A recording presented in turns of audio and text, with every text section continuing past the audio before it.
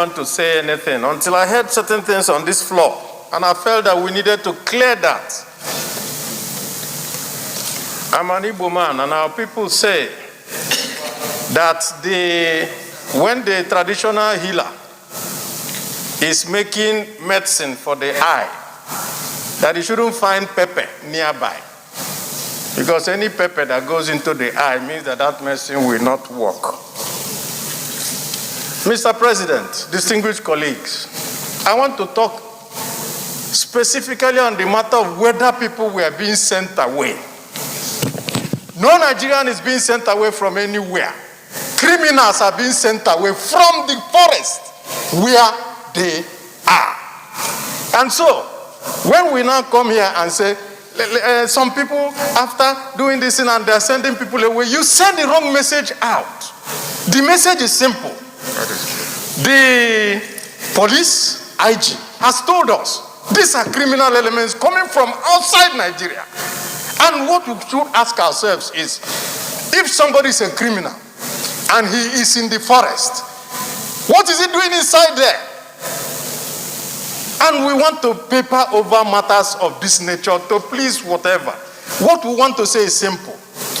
We either want to solve this problem, and in order to solve the problem, the desideratum is that all criminal elements that are coming into this country from wherever they are must be flushed out. Simply sit up.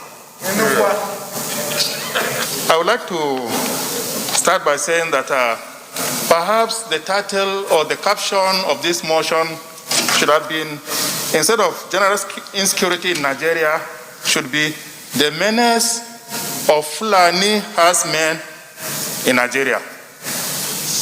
I say so because not quite too long ago, the Sultan of Sokoto, His Eminence, was reported to have said that out of every 10 kidnappers arrested, 7 or 8 are Fulani.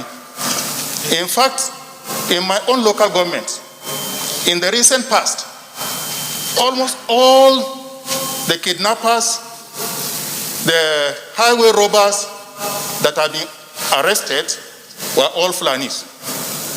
So, Mr. President, we must face this fact.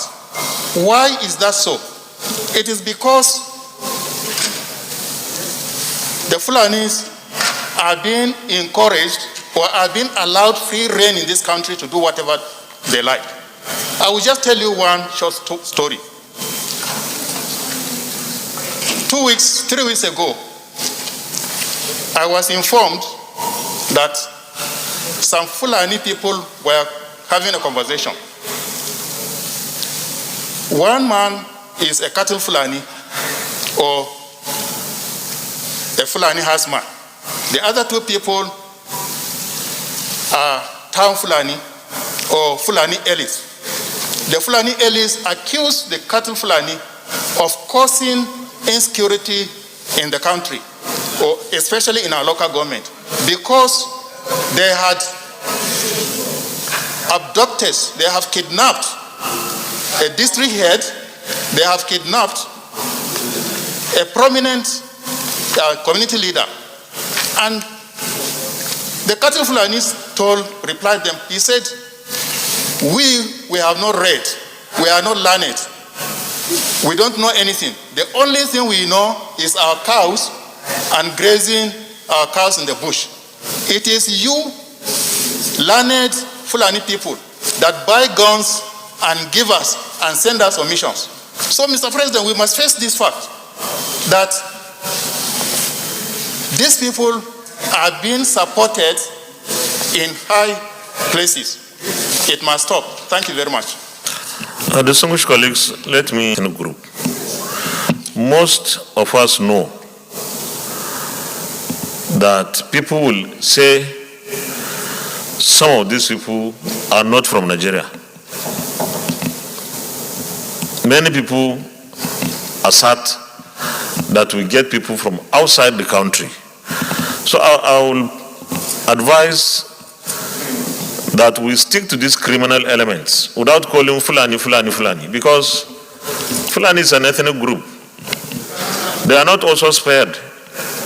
Many Fulanis are killed.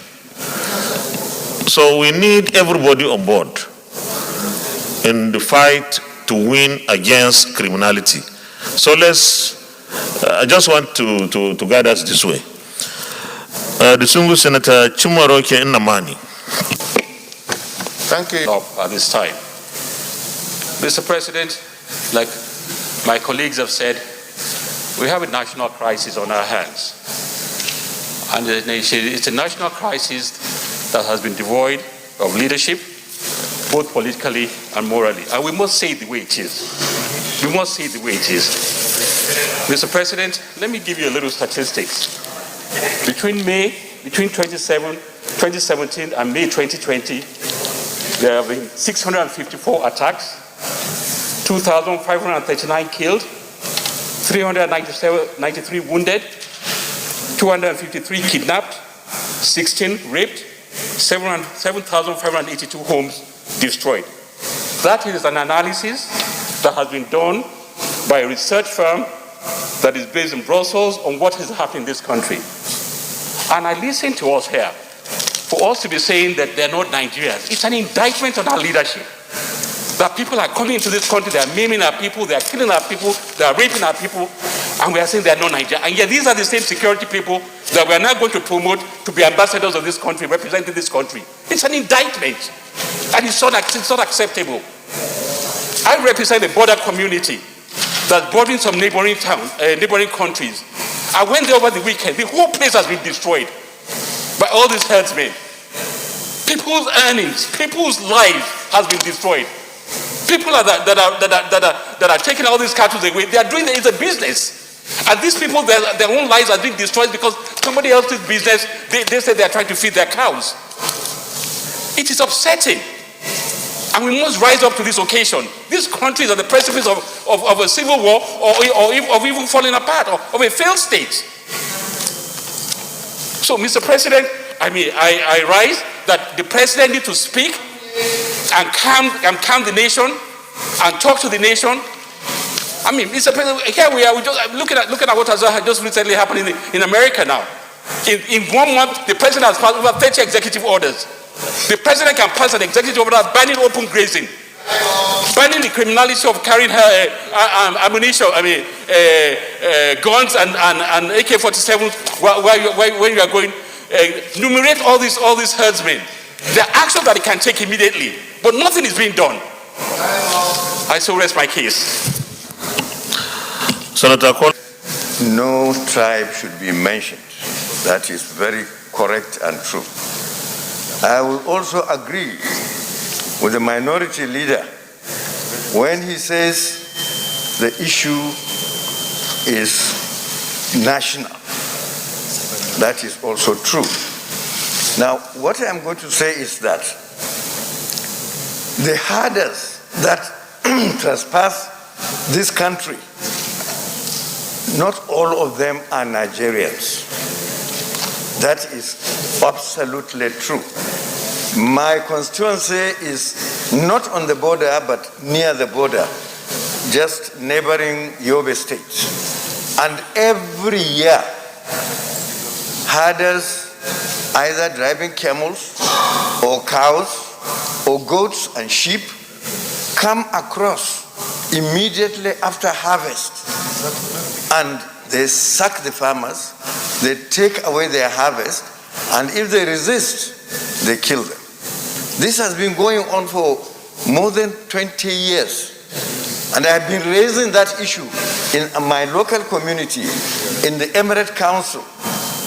And we have written to the immigration to stop them from coming in, and the customs, but nothing had happened. Now they are spread all over Nigeria. And I can tell you, sir, that I have seen a video where so-called Fulanis, I'm sorry to mention that, herders were occupying a place somewhere, I think either in Oyo or Ogun or somewhere. And the video was indicating where these people grouped in one place, and the language they speak was French. because I understand French a little bit. So what we are supposed to do in this chamber is to find solution, not to narrate stories of sorrows. So please, let us address ourselves to the solution. The people are already here, and they are spread all over Nigeria. So let's find a solution, either how to get rid of them or how to arrest all of them, because they are criminals. They have no tribe. Crime has no tribe. There are only two tribes in the whole world: good people and bad people. Thank you, Mr. Chairman. Thank you very much. Before It has a religious dimension, and that is Boko Haram. That is threatening the northeast, northwest, and the north central now. We have to rise to the occasion to get it done. The other issue to get at it is the governors that are negotiating with criminals and bandits. We have to look at it seriously and advise against that. They negotiate with them, arms them to continue doing more because people will listen to them. The other issue is, the other dimension, if there's a farmer header crisis, and the solution to it is ranching. People have said that moving cattle up and down is a way of life. There was a time when we used to be naked. We don't wear clothes. That was our way of life before. Now we have to modernize. So the only way to get things done properly now is to modernize and make sure that the ranching, the free movement of cattle here and there should not continue. That's the solution to it. The other issue why if you check the land space between the south and the north, we have more land space in the north than in the south. But the trouble of cattle headers are in the south. The essence is the market. They're looking for market. Because in the north, the cattle is not, cow meat is not consumed, but we consume it more in the south. So if we are going to get these things done properly, that the people who are looking for market should come to a place where they want to get it.